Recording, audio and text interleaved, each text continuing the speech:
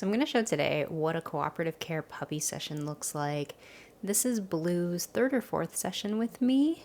And first we're going to show her front nails and a little bit of scratchboarding. She gets super excited when I come, so I'm starting off with a Snuffle mat. That way she can kind of bring down her energy a little bit while we do something fun. I also call this manufacture and capture.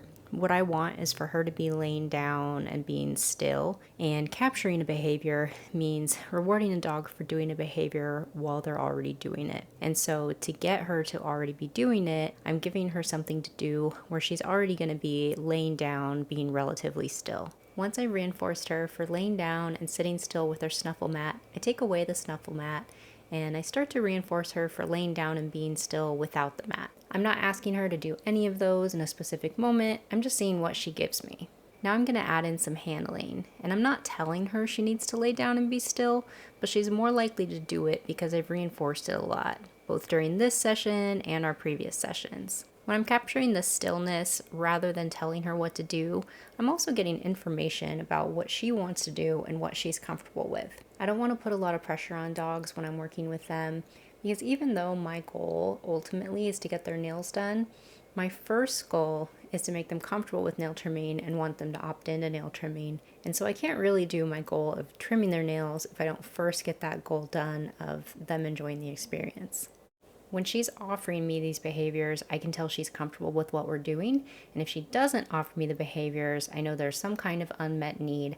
Either she needs a break to play or she's not ready for me to touch her. So I gave her a little play break, and now we're changing positions over to my other side. This time I am encouraging her to lay down, and I try to make the context of cooperative care like we're playing a game. So now I'm looking for those behaviors to capture again, and I'm using my hand as what's called a prop cue. And so I'm not telling her, give me your paw necessarily, but I'm putting my hand down and seeing if she puts her paw there, because that's going to tell me that she's ready to keep going with our game. Now she's laying on her side a little bit, being a cute puppy, and so I'm going to play with her and see if she'd rather do that instead, but as you can see, she's more interested in the treats. Now she's offering me her paw again, going to say hi to mom, coming back over to me. And now I'm going to get my nail clippers out and see how she's feeling about those before I clip any nails. You can see that I'm being really careful when I'm reinforcing her behavior here, in that I'm reinforcing when she puts her left paw on my arm, and I'm not reinforcing when she paws the actual clippers. And the reason I'm not doing that is because I don't want her to learn the behavior of pawing the clippers, because if you can imagine me actually clipping, it's not helpful to me if she's pawing the clippers while I'm trying to clip her nails. So here I put the nail clippers back down, and we're doing little bits of touching her nails, and I want to see if she's comfortable with that before I put clippers on her nails. Now I'm bringing the clippers back, and I'm moving them towards her foot while I'm holding her foot and seeing how she reacts to that. Desensitizing is not just to get her used to things, it's also telling me when she's ready for me to move on or when I need to slow down or go backwards. Now we've done another little break and another little position change, and I'm going to see if she wants to play our game again. So I put my hand down, she puts her paw on it, and then I start doing a touch as well as a look.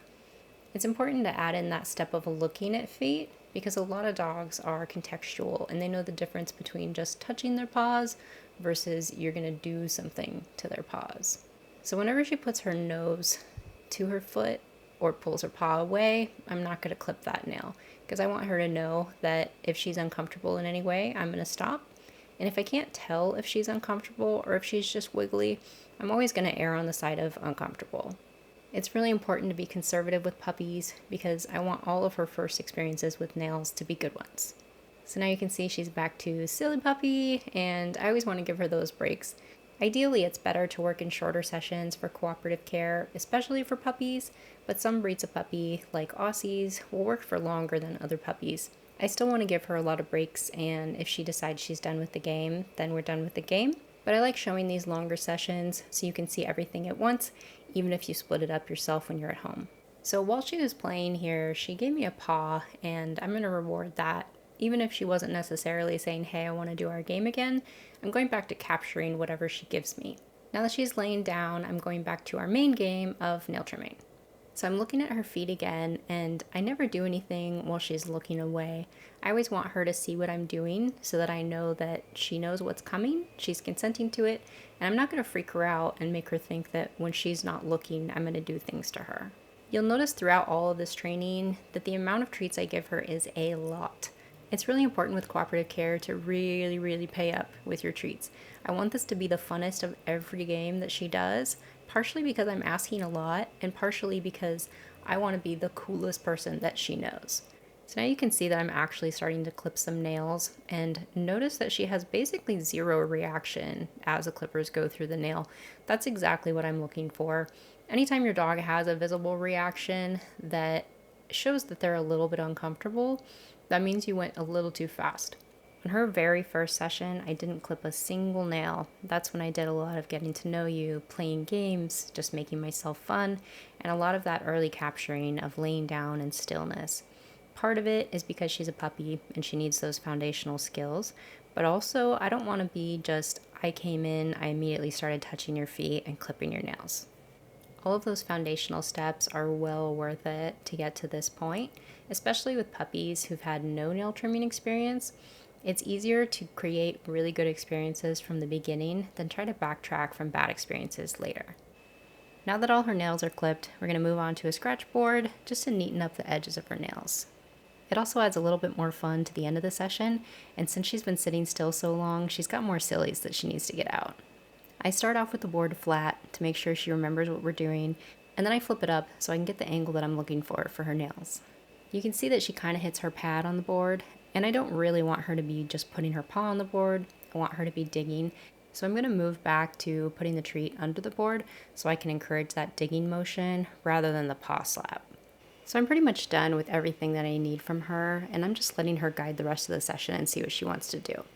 Once she gets up and walks away, call it done, grab her toy, grab her snuffle mat, and finish out with a little bit more snuffle, and we're done.